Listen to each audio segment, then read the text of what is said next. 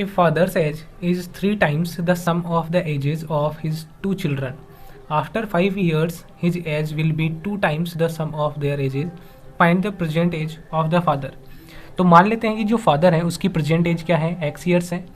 तो यहाँ पे हमने मान लिया present age of the father, उसको हम लोग मान लेते हैं एक्स ईयर्स है. इसी तरीके से जो उसके 2 चिल्ड्रन हैं उनकी एज भी मान लेते हैं कि उनकी प्रेजेंट एज जो है ऑफ 2 चिल्ड्रन, और उसका भी क्या, सम, क्योंकि यहाँ पे सम दिया हुआ है सीधे ही, तो सम मान लेते हैं कि 2 चिल्ड्रन हैं उनकी प्रेजेंट एज का जो सम है वो है वाई ईयर्स. ऐसा हम लोगों ने मान लिया. आप लोग चाहें तो उनकी अलग अलग एज मान सकते हैं, जिससे इसकी एज ए है और दूसरे वाले बच्चे की एज बी है, तो उन दोनों का सम ए प्लस बी हो जाएगा. उसको अलग से वाई से डिनोट कर सकते हैं, आप लोगों की मर्जी, जैसे भी करना चाहें.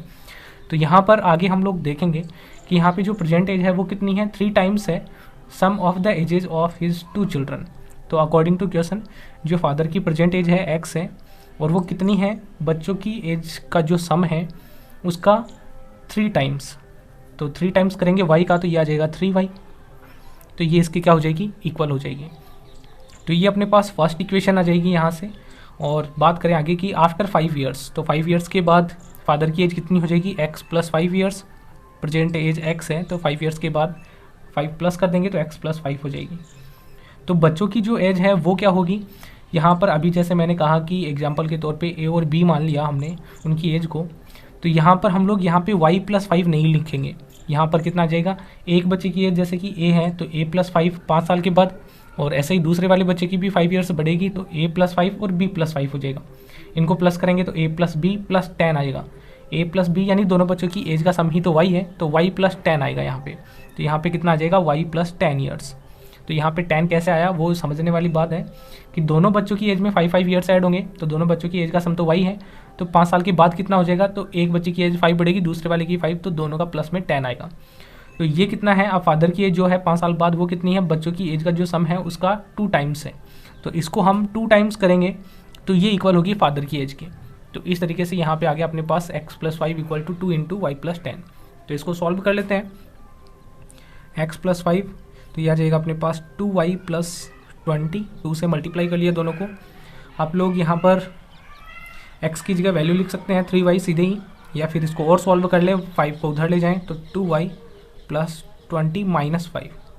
तो यहाँ पे फर्स्ट इक्वेशन से हम लोग x की वैल्यू पुट कर देते हैं 3y, और 2y को इधर ले आएंगे माइनस का 2y, तो 20 माइनस 5 इधर अपने पास आ गया 15. तो यहाँ से अपने पास 3y माइनस 2y, तो y बचा, तो y इक्वल टू कितना आ गया 15. तो y की वैल्यू हमें मिल गई, यानी दोनों बच्चों की प्रेजेंट एज का जो सम है वो 15 ईयर्स है.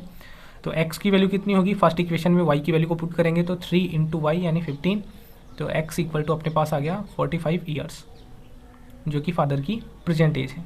अब इसको हम लोग आसानी से चेक भी कर सकते हैं. किस तरीके से, एक तो कि सीधे यहाँ से चेक हो गया कि 3 टाइम्स है प्रेजेंट एज, बच्चों की एज का जो सम है उसका 3 टाइम्स क्या होगी फादर की एज, तो 45 4 है. दूसरी वाली बात कि 5 ईयर्स के बाद तो 45 है, 5 साल के बाद एज कितनी हो जाएगी 50 प्लस करेंगे 5.